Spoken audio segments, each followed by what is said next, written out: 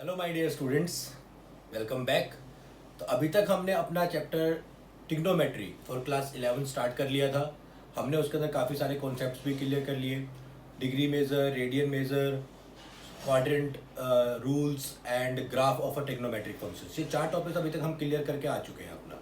तो जिन बच्चों ने ये वीडियोस नहीं देखे या ये कॉन्सेप्ट्स को क्लियर नहीं किया, वो मेरी प्रीवियस लेक्चर्स में जाकर उसको क्लियर करेंगे। बिकॉज आज हम स्टार्ट करने वाले हैं अपनी exercise 3.2 and it is totally based on the quadrant rule and the trigonometric functions graphs. तो हम इसको दोनों तरीके से सॉल्व करना सीखेंगे, ग्राफ्स के थ्रू कैसे करते हैं और हमारा क्वाड्रेंट रूल के थ्रू कैसे करते हैं। Quadrant rule is little bit easier than the graph, but graph भी आपको आना चाहिए बिकॉज ग्राफ वेरी इंपॉर्टेंट होते हैं। ठीक है, तो बिल्कुल भी डरने की जरूरत नहीं है, बस अपना कॉन्सेप्ट बिल्डिंग पे ध्यान दीजिए। अगर आपका एक बार कॉन्सेप्ट क्लियर हो जाएगा तो आप किसी भी टाइप के क्वेश्चन को बहुत ही ईजिली और इफेक्टिव वे में सॉल्व कर पाएंगे। And the most important thing is your representation. Fine, तो किस तरीके से हमें अपने आंसर्स को रिप्रेजेंट करना है, हमें ये नोटिस करना है। ठीक है, अपने आंसर को रिप्रेजेंट करना आपको आना चाहिए बिकॉज जितने सुंदर आप दिखते हैं वैसे ही आपके साथ लोग कनेक्ट होते हैं। ठीक है, तो वैसे जिस जिस तरीके से आपका पेपर सुंदर दिखाई देगा, आपका सॉल्यूशन सुंदर दिखाई देगा, आपकी रिप्रेजेंटेशन अच्छी होगी, उतने अच्छे आप मार्क्स स्कोर कर पाएंगे अपने एग्जाम्स में। तो स्टार्ट करते हैं अपनी एक्सरसाइज 3.2, ध्यान से देखेंगे। Let's start. Now come to question number 1 of exercise 3.2. The question number 1 is totally based on the quadrant formula. Quadrant formula से इस टाइप के क्वेश्चंस को आप बहुत इजीली सॉल्व कर सकते हैं बच्चों। उसने बोला find the value of other 5 trigonometric functions and the one trigonometric value functions value is given. That is like there are 5 parts. Okay, तो first part is cos x is equals to -1/2 and x lies in second quadrant, third quadrant, that is pi to 3 pi/2। तो आगे हम एक बारी अपना quadrant rule बना लेते हैं। For the reference, this is 0, this is pi/2, this is pi, this is 3 pi/2, and this is 2 pi. In first quadrant, all are positive, all trigonometric functions. In second one, sine and cosec are positive. In third quadrant, tan and cot are positive. And in fourth one is cos and sec is positive. ठीक है, तो ये quadrant rule मैंने आपको last video में बिल्कुल clear किया था। अगर आपने नहीं देखा तो उसको देखिए जाके, वहां से कॉन्सेप्ट को बिल्ड कीजिए। आज हम क्वेश्चन सॉल्व करने वाले, तो we are focusing on only questions. तो हमारा जो है फर्स्ट क्वेश्चन है cos x is equals to -1/2 and x lies in second quadrant. तो x lies in third quadrant. Okay, third quadrant में है हमारे पास। तो ध्यान से देखेंगे, हम बिल्कुल बेसिक मेथड से ही चलेंगे जैसे हम क्लास 10th में सॉल्व करते आए थे। ठीक है, तो हम क्लास 10th वाले मेथड से ही आपको सिखाऊंगा क्योंकि वो आपको आता है और काफी इजी भी है। तो as we know that cos x is equals to b upon h, that is base upon hypotenuse, that is equals to -1/2. Let k be any constant. Let k be any constant. If k is any constant, then b is a multiple of 1, that is k, and h is equals to 2k. Why we are not taking minus? Because base is a length, right? A length is always positive. तो हम यहाँ पे उसके sign को consider नहीं करेंगे। तो now by using Pythagoras theorem, p is equals to under root h square minus b square, that is means this is 4k square minus k square, that is equals to under root 3k. Okay, so similarly we have the all three dimensions of the right angle triangle. So now as we know that cos x is equals to -1/2, then sin x is equals to, that is p/h, and what is p here? Under root 3 divided by 2. Now we can check what is the value of sin x in third quadrant. In third quadrant, sin x is negative, so we can take it as negative because x lies in third quadrant. Okay, तो अगर आपका third quadrant में x, आप पहले simply निकालिए, बस उसका sign check करिए कि थर्ड क्वाड्रेंट में कैसा साइन होता है। जोन सा साइन है, अगर पॉजिटिव है तो पॉजिटिव रहने दीजिए, अगर नेगेटिव है तो उसके आगे माइनस लगा दीजिए। तो similarly cosec x is the reciprocal of sin x, that is equals to 2/√3 of negative, and here also x lies in 3 pi/2. Okay, and tan x is equals to p/b, that means √3. Okay, तो √3 x lies in third quadrant, tan is positive, we can take positive, तो हम उसको positive ही रहने देंगे, उसमें कोई change नहीं करेंगे। तो सिमिलरली cot x भी क्या हो जाएगा आपका 1/√3 हो जाएगा, राइट, और x आपका लाई करेगा 3 pi/2 से pi से 3/2 के पे। And sec x is the reciprocal of cos, तो उसको आप डायरेक्टली लिख सकते थे। तो this is the representation of our answer. तो if you can represent your answer in this way you will get correct marks. Okay, no marks can be deducted from your answer. तो यहाँ पर आपने सीख लिया कि हमें किस तरीके से क्वेश्चन को सोल्व करना है। This is the first part. First part में आपको क्या करना है, you can just find out the जो भी आपको दिया है उसका बेस परपेंडिकुलर जो भी आपको दिया है उसका थर्ड पार्ट निकालिए। मींस बेस और हाइपोटेन्यूज जैसे यहाँ पे दिया तो हमने परपेंडिकुलर फाइंड आउट किया, उसका अदर ट्रिग्नोमेट्रिक फंक्शंस को फाइंड आउट करिए सेम वे में। किस वे में करेंगे, जैसे हम 10th क्लास में करते थे। बस आपका एक काम थोड़ा सा एक्सटेंड हो गया, वो क्या हो गया, साइन। तो आपको बस ये अगर क्वाड्रेंट फॉर्मूला याद है तो आप इजीली साइन को सिग्निफाई कर पाओगे। तो उसको वहाँ पे सिग्निफाई करिए, साइन पुट करिए और आपका आंसर इजीली आ जाएगा। तो now come to the question number, इसी का एक और पार्ट करते हैं, ठीक है।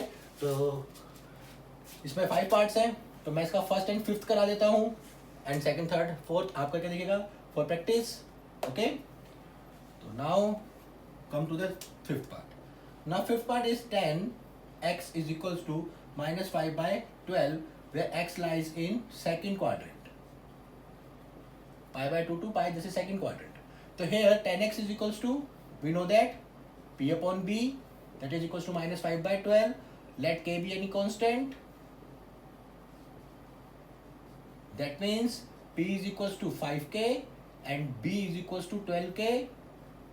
So now hypotenuse is equals to 13k. Okay, इसको आप पाइथागोरस से निकाल सकते हैं। 5, 12 और 13 आपका क्या होता है, पाइथागोरन ट्रिपलेट्स होते हैं, ठीक है। तो ये हो गया आपका।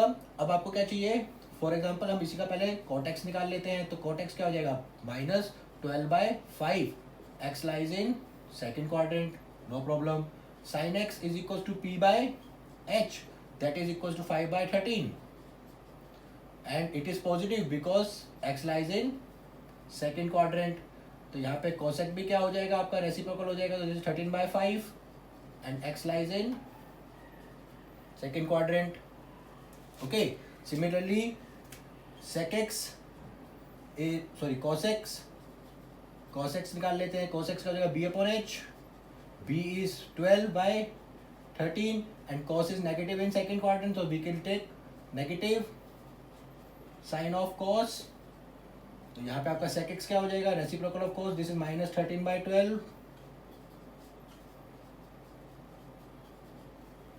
ओके, तो this is the final answer.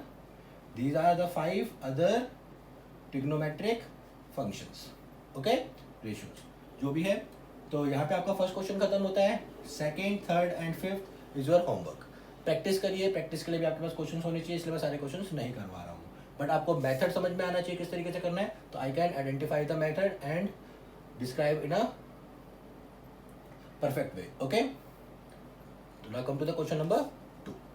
Next 5 questions are totally based on these degrees और रेडियन मेजर। ओके, तो आपको अब जो भी क्वेश्चन दिए हैं उनके अंदर जो आपके एंगल्स होंगे वो होंगे more than acute angle, because acute angle तक का क्वेश्चन तो हम करके आ चुके हैं क्लास 10 में। 0, 30, 90, 45, 60, 90, इन सब की वैल्यूज को हमने लर्न भी किया था और इनकी वैल्यूज को फाइंड आउट भी किया था। इन लास्ट वीडियो मैंने आपको बताया था किस तरीके से हम 0 डिग्री, पाई, 3π/2 एंड 2π के लिए वैल्यूज फाइंड आउट करते थे, करेक्ट। बट यहाँ पे आप क्या है, थोड़े डिफरेंट एंगल्स है, तो इन टाइप के डिफरेंट एंगल्स को हम किस तरीके से फाइंड आउट करते हैं वो देखेंगे। तो the most important thing here is first I can tell you what is a periodic function. Periodic function is a very important topic for trigonometric point of view, ठीक है। तो periodic function को पहले समझते हैं, उसके बाद हम इन क्वेश्चंस को सोल्व करेंगे तो हमें काफी इजी लगेगा और हम बहुत इजीली समझ पाएंगे कि हम ऐसा कर क्यों रहे हैं। तो फर्स्ट थिंग आते हैं हम periodic function पे बेटा। तो periodic function होता क्या है, periodic function is a type of function where let fx be a function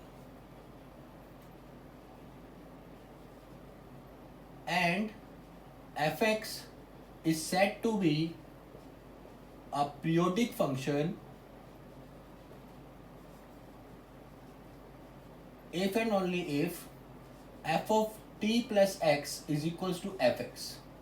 Okay, f of t plus x is equals to fx where t stands for the period of fx। कहने का मतलब क्या है कि periodic function में क्या होता है कि आपका एक सर्टेन इंटरवल ऑफ वैल्यूज के बाद फंक्शन अपनी वैल्यूज को रिपीट करना स्टार्ट करता है। तो जैसे कि अगर फॉर एग्जांपल मैंने एक एग्जांपल लिया sin x, ठीक है। तो साइन एक्स का ग्राफ किस तरीके से होता है बेटा, कुछ इस तरीके से चलता था, हमने किया था लास्ट क्लास में। Sine wave type, maximum value 1, minimum value -1। तो अगर आप देखें तो 0 से लेकर पाई तक हमारी मैक्सिमम वैल्यू गई 1, फिर आ गया 0, फिर आ गया -1, फिर आ गया 0 2 पाई पे। तो देखिए फिर दोबारा से कैसे जाएगा, सेम वे 0 1 0 -1 0 अगेन आगे फर्दर। सिमिलरली इन दिस वे यहाँ पर भी इसी तरीके से चल रहा है। तो देखिए कि अगर certain interval of time mean 0 से लेकर 2 पाई के बाद फंक्शन अपनी वैल्यूज को क्या कर रहा है, रिपीट कर रहा है। मीन 0 से लेकर 2 पाई तक जो वैल्यूज आ रही है वही सेम वैल्यूज हमारी 2 पाई से 4 पाई के बीच में आ रही है, वही वैल्यूज हमारी 4 पाई से 6 पाई के बीच में आ रही है। ठीक है। Similarly in the negative side 0 से -2 पाई के बीच में आ रही है, माइनस से -4 पाई के बीच में आ रही है। तो हमारा एक सर्टेन इंटरवल सेट हो गया कि इस इंटरवल के बाद हमारी वैल्यूज फंक्शन दोबारा से रिपीट करना स्टार्ट करेगा। तो ये जो टी है वहाँ पे वो है। ठीक है। तो जो हमारा साइन एक्स होता है, this is 2n pi plus x is always equal to sine x. That means sine of 2n pi plus x is equal to sine x. तो यहाँ पे जो टी हो गया वो क्या हो गया बच्चा, कंपेयर करिए। टी क्या होगा, 2n pi means T is 2 पाई। यहाँ पे इसका पीरियड क्या हो जाएगा, 2 पाई मीन्स हर एक 2 पाई इंटरवल के बाद वो क्या करेगा, अपनी वैल्यूज को रिपीट करना स्टार्ट करेगा। तो सिमिलरली मैं आपको सबके पीरियड्स बता देता हूँ ताकि आपको इजी हो लर्न करना। साइन एक्स पीरियोडिक फंक्शन होता है, तो इसका पीरियड क्या होता है, 2 पाई। कॉस एक्स का भी पीरियड क्या होता है, 2 पाई। टेन एक्स का पीरियड होता है पाई। अगर आप देखेंगे ग्राफ में तो पाई पाई के स्लॉट्स बनाते थे हम, है ना, और हर एक पाई के स्लॉट के फंक्शन अपनी सेम वैल्यू सेम कर्व को रिपीट कर रहा होता था इस तरीके से। तो सिमिलरली कॉट एक्स का भी क्या हो जाएगा, पाई। सेक एक्स का हो जाता है हमारा 2 पाई एंड कॉट एक्स का कोसेक एक्स का हो जाता है 2 पाई। तो दिस इसके बाद क्या करता है, फंक्शन अपनी वैल्यूज को सेम तरीके से रिपीट करना स्टार्ट कर देता है। तो मीन्स इन क्वेश्चंस को करने के लिए हम इन्हीं पीरियोडिक फंक्शंस का भी यूज करेंगे और क्वाड्रेंट फॉर्मूला का भी यूज करेंगे। तो let's start the question from question number 6। इसको नोट करेंगे, तो ध्यान से देखेंगे। Question number 6, this is sine 765 degree. अब आपको क्या करना है, हर एक 2 पाई इंटरवल दैट मीन 360 डिग्री के बाद वैल्यू अपनी रिपीट करना स्टार्ट करेगा। तो you can divide it by 360 degree. तो ये कितना आ गया बेटा आपका 720 45। तो this can be written as 360 into 2 plus 45 degree is equal to 765। तो you can write it as sine into 720 degree plus 45। अब देखिए this is a periodic function of 2 pi plus x. तो ये आपको क्या आंसर देगा, 45 डिग्री। ठीक है। तो जो आपकी value sine t plus x की थी वही क्या हो जाएगी, साइन एक्स की हो जाएगी। मीन्स अगर आप क्वाड्रेंट फॉर्मूला से देखें तो उससे भी समझ सकते हैं। This is first circle complete, second rotation complete, you are at 720 degree, you are at the same position where you again start. तो यहाँ से आपने स्टार्ट किया था, वहीं पे वापस आ गए। अब आपको प्लस करना है मीन्स एंटी क्लॉकवाइज डायरेक्शन में जाना है। तो एंटी क्लॉकवाइज डायरेक्शन में हम वापस आ गए यहाँ पे 45 डिग्री। तो it is in first quadrant. तो आपकी जो वैल्यू फर्स्ट क्वाड्रेंट में 45 डिग्री की होगी वही आपकी 765 डिग्री की भी होगी। ठीक है। तो 45 डिग्री की वैल्यू क्या होती है बेटा, 1/√2। तो फर्स्ट का आंसर आ गया आपका 1/√2। ठीक है। तो आपको कोशिश क्या करनी है कि जो उनका पीरियड है 2 पाई इंटरवल है, तो आपको उसके 2 पाई के इंटरवल में ही उसको डिवाइड करिए। तो जैसे कि क्वेश्चन नंबर 6 देखेंगे, 7 देखेंगे, तो कोसेक -1410 डिग्री, राइट। तो -1410 डिग्री को अगर आप कन्वर्ट करें तो 1410 को पहले आप क्या कर लीजिए 360। तो अगर आप इसको 3 से करेंगे तो काफी, और हमेशा याद रखिएगा कि जो आपका एफ टी प्लस एक्स है और एफ एक्स है, तो यहाँ पे एक्स है ना आपका एक्यूट एंगल होना चाहिए इन टर्म, बस किस केस में, ट्रिग्नोमेट्री के केस में। ठीक है। तो जो भी ट्रिग्नोमेट्रिक फंक्शन होंगे उसमें आपको एक्यूट एंगल में कन्वर्ट करना है। तो अगर देखिए मैं यहाँ पर इसको करता हूँ 3 से सिंपली डिवीजन, तो दिस इज 0 8 0 1। तो यहाँ पे अगर आप इसको माइनस करेंगे तो 0 3 3, तो 330 degree. This is not an acute angle, ये काफी बड़ा एंगल है। तो आप इसको 4 से करें, अगर बड़ा आ रहा है तो 4 से करेंगे तो क्या हो जाएगा 440। तो दिस इज -30। अब आ गया, कोई प्रॉब्लम नहीं है। ठीक है। तो हम इसको कैसे लिख सकते हैं, 360 degree into 4 -30 degree is equal to 1410। Okay. अब आपको कैसा चाहिए, नेगेटिव चाहिए ना, तो इसको आगे माइनस कर दो, यहाँ पे साइन चेंज कर दो, कोई प्रॉब्लम नहीं है। तो it can be written as cosec -1440 plus 30 degree. No problem, समझ में आया सभी को? आपको हमेशा दूसरा एंगल एक्यूट रखना है, ऑब्ट्यूज नहीं बनाना, ठीक है? तो 30 डिग्री आ गया। अब जैसे कि ये क्या है आपका 2n पाई, तो ये तो आपका रिमूव हो जाएगा। जो वैल्यू आपकी कोसेक 30 की होगी वही वैल्यू आपकी किसकी होगी, सेम, क्योंकि आपने कंप्लीट रोटेशंस ले लिए हैं। तो यहाँ पे ये कितना हो गया आपका कोसेक 30, दिस इज राइट 2, ठीक है? समझ में आया होगा आई होप सबको। हमें क्या करना है, एक्यूट एंगल फॉर्म बनना है। कई बार कंफ्यूजन इसी चीज की रहती है कि हम प्लस करके निकालें या माइनस करके।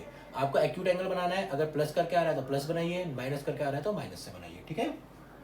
तो now come to the one, एक क्वेश्चन और कर लेते हैं, लाइक 9th वन। बाकी 2 क्वेश्चन आप करेंगे। एक पाई वाली टर्म्स वाला भी करा देता हूँ मैं आपको। Sine 19 pi by sorry -11 pi by 3। तो इसको देखिए आप ध्यान से, यहाँ पे 11 है, तो 11 को आप 3 से डिवाइड करेंगे तो दिस 3 + 2 डिवाइड बाई 3। इसका नेगेटिव लगा दीजिए, इसको पॉजिटिव कर दीजिए, दोनों को नेगेटिव, तो आ जाएगा। पर 2 पाई बाई 3 और 2 पाई बाई 3 देखेंगे तो this is more than 90 degree, तो फिर बात नहीं बन रही है ना। ये कितना है आपका 120 डिग्री है। हमें क्या चाहिए, छोटा चाहिए हमेशा, तो हम इसको बड़ा कर लेते हैं। इसको हम देखिए इस तरीके से लिख सकते हैं, 11 को आपको 3 से करना है, तो बड़ा करने के लिए 4 से मल्टीप्लाई कर दीजिए, -1 आ जाएगा। तो दिस इज 4 × 3 - 1 = 11, साइन चेंज, तो दिस इज -4 × 3 12।